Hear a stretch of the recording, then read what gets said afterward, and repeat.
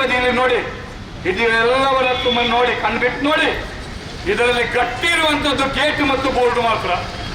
ಒಳಗಡೆ ಒಂದು ತುಳಿದ್ರೆ ಯಾವ್ದಿರ್ಲಿಕ್ಕಿಲ್ಲ. ಇದನ್ನು ಇಟ್ಕೊಂಡು ಈ ಬೀದಿ ಬದಿ ವ್ಯಾಪಾರಿಗಳು ಮಳೆಯಲ್ಲಿ ಹೇಗಿರ್ಬೇಕು, ಬಿಸಿಲು ಬಂದಾಗ ಹೇಗಿರ್ಬೇಕು, ಬಾಕಿ ಸಂದರ್ಭದಲ್ಲಿ ಹೇಗಿರ್ಬೇಕು? ಏನು ಭಾರಿ ದೊಡ್ಡ ತಗಡ್ ಸೀಟ್. ನೀವು ನಿಮ್ಮ ಮನೆಗೆ ಒಂದು ತಗಡ್ ಸೀಟನ್ನು ಹಾಕಿ ಎಷ್ಟು ಖರ್ಚು ಅದನ್ನು ನೋಡಿ. ಇಷ್ಟಕ್ಕೆ ಲಕ್ಷ ಲಕ್ಷ ನುಂಗಿದ್ದಾರೆ. ಯಾರಪ್ಪನ ದುಡ್ಡು, ಯಾರಪ್ಪನ ದುಡ್ಡು?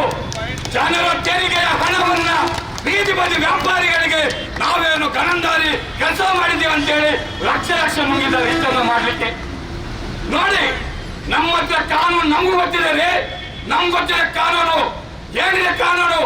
ಒಂದು ಬೀದಿ ಬದಿ ವ್ಯಾಪಾರಿಗೆ ಇಷ್ಟಾಗಲ ಜಾಗ ಬೇಕು ಅಂತಿದೆ. ನಾವು ಕಾನೂನು ಪುಸ್ತಕ ತರ್ತೀವಿ, ನೀವು ಬನ್ನಿ. ಅದಿದೆಯಾ ಆ ರೀತಿ? ಆ ರೀತಿ ಇದೆಯಾ? ಇದರ ಒಳಗಡೆ ವ್ಯಾಪಾರ ಮಾಡುವವ ಅವನು ಒಬ್ಬ ಮಾತ್ರ ಕುತ್ಕೊಳ್ಬೇಕು. ಅವನ ವಸ್ತುವನ್ನ ಅಲ್ಲಿ ಇಡ್ಲಿಕ್ಕೆ ಆಗಲ್ಲ, ಅವನ ವಸ್ತುವನ್ನ ಅದರಲ್ಲಿ ಆಗೋದಿಲ್ಲ. ಅವನ ಕೆಳಗಡೆ ನಿಲ್ಬೇಕು ಕಸ್ಟಮರ್ ಆಗಿ. ಹೇಗೆ ಕೊಡೋದು, ಹೇಗೆ ಅವನು ವ್ಯಾಪಾರ ಮಾಡೋದು? ನಾವು ಹೇಳೋದು ಕಾನೂನಲ್ಲಿ ನಿರ್ಧಾರ ಮಾಡಿದಂತ ಜಾಗ ಇದೆಯಲ್ಲ, ಅದಕ್ಕಿಂತ ಜಾಸ್ತಿ ಕೊಡಿ ಅಂತ ನಾವು ಯಾವತ್ತೂ ಕೇಳಲ್ಲ. ಕಾನೂನು ಏನ್ ಹೇಳ್ತಾ ಇದೆ ಅಷ್ಟು ಜಾಗವನ್ನು ಕೊಡಿ. ಇದೆಯಾ? ಇದೇ ಜಾಗ ಇಲ್ಲ ಅದರಲ್ಲಿ. ಮಾತ್ರ ಅಲ್ಲ, ನೋಡ್ರಿ, ನಮಗೂ ಗೊತ್ತಿದೆ ಈ ಸಂಘ ಪ್ರಾರಂಭ ಆಗುವ ಮುಂಚೆ ಇಡೀ ದೇಶದಲ್ಲಿ ಕಾನೂನು ಬರಲಿಕ್ಕೆ ಪಾರ್ಲಿಮೆಂಟಿನ ಒಳಗಡೆ ಹೋರಾಟ ಮಾಡಿದ್ದು ಇದೇ ಕೆಂಬಾವುಟ. ನೆನಪಿಡಿ, ಪಾರ್ಲಿಮೆಂಟ್ ಒಳಗಡೆ ಮಾತಾಡಿದ್ದು ನಮ್ಮ ಸಿಪಿಐಎಂ ಪಕ್ಷದ ಎಂಪಿಗಳು ಮಾತಾಡಿದ್ದು. ಅದರಿಂದಾಗಿ ಕಾನೂನು ಬಂದಿರುವಂತದ್ದು. ಗೊತ್ತಿರಲಿ, ಗೊತ್ತಿರಲಿ. ಅಂತ ಕಾನೂನು ಬಂದಾಗ ಅದಕ್ಕೆ ತಕ್ಕ ಇದೆಯಾ? ನೋಡಿ, ದೇಶವನ್ನು ಸುತ್ತ ಬೀದಿ ಬದಿ ವ್ಯಾಪಾರ ವಲಯ ಅಂದ್ರೆ ಏನು?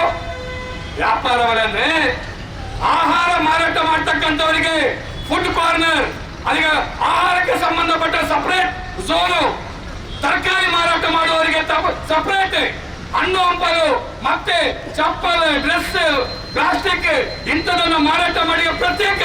ಆದ್ರೆ ಎಲ್ಲರನ್ನ ತಂದು ಇಲ್ಲಿ ಒಂದೇ ಜಾಗದಲ್ಲಿ ಕೂಡಿ ಹಾಕಿದ್ದಾರೆ. ನಾಳೆ ಏನಾದ್ರು ಹೆಚ್ಚು ಕಮ್ಮಿ ಯಾರಿದೆ? ಆದ್ರೆ ಯಾರಿದ್ದಾರೆ? ಸುಧೀರ್ ಶೆಟ್ಟಿ ಇದ್ದಾರ? ವೇದವಾಸ ಕಾಮತ್ ಇರ್ತಾರ? ಅಥವಾ ಮನೋಜ್ ಕುಮಾರ್ ಇರ್ತಾರ? ಉತ್ತರ ಕೊಡ್ಲಿ ನಮ್ಗೆ. ಅಲ್ಲಿ ಗ್ಯಾಸ್ ಇಡ್ಲಿಕ್ಕೆ ಇರ್ತಾರೆ. ನೋಡ್ರಿ ಎಂತ ಅವಸ್ಥೆ ನೋಡಿ. ಫ್ಲೈಓವರ್ನ ಅಡಿಯಲ್ಲಿ, ನಮ್ಮ ಮಂಗಳೂರಲ್ಲಿ ಎಲ್ಲಿ ಫ್ಲೈಓವರ್ ಇದೆಯಲ್ಲ, ಫ್ಲೈಓವರ್ನ ಅಡಿಯಲ್ಲಿ ಫುಡ್ನವರು ವ್ಯಾಪಾರ ಮಾಡುವಾಗಿಲ್ಲ. ಯಾಕೆ? ಅದು ಏನಾದ್ರೂ ನಿಮ್ಮ ಗ್ಯಾಸ್ ಸಿಲಿಂಡರ್ ಹೊಡೆದ್ರೆ ಏನದು ಅನಾಹುತ ಸಂಭವಿಸಿದ್ರೆ ಅಂತ ಭಾರಿ ಅವರಿಗೆ ಕಾಳಜಿ ಮಣ್ಣಂಗಟ್ಟಿ ಏನಿಲ್ಲ, ಎಲ್ಲ ಹಣ ಲುಟ್ಟುವುದೇ ಅಷ್ಟೇ.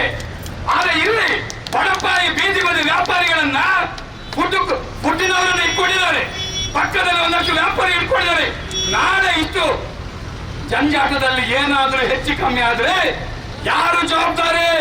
ಅಂದ್ರೆ ಬೀದಿ ಬದಿ ವ್ಯಾಪಾರಿಗಳ ಜೀವಕ್ಕೆ ಬೆಲೆ ಇಲ್ವಾ? ಅವರ ಬದುಕಿಗೆ ಬೆಲೆ ಇಲ್ವಾ?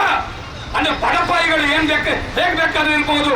ಶ್ರೀಮಂತರಿಗೆ ಒಂದು ನ್ಯಾಯ, ಬಡವರಿಗೆ ಒಂದು ನ್ಯಾಯನ? ಇದನ್ನು ನೀವು ಸ್ವಲ್ಪ ಅರ್ಥ ಮಾಡಿಕೊಳ್ಳಿ.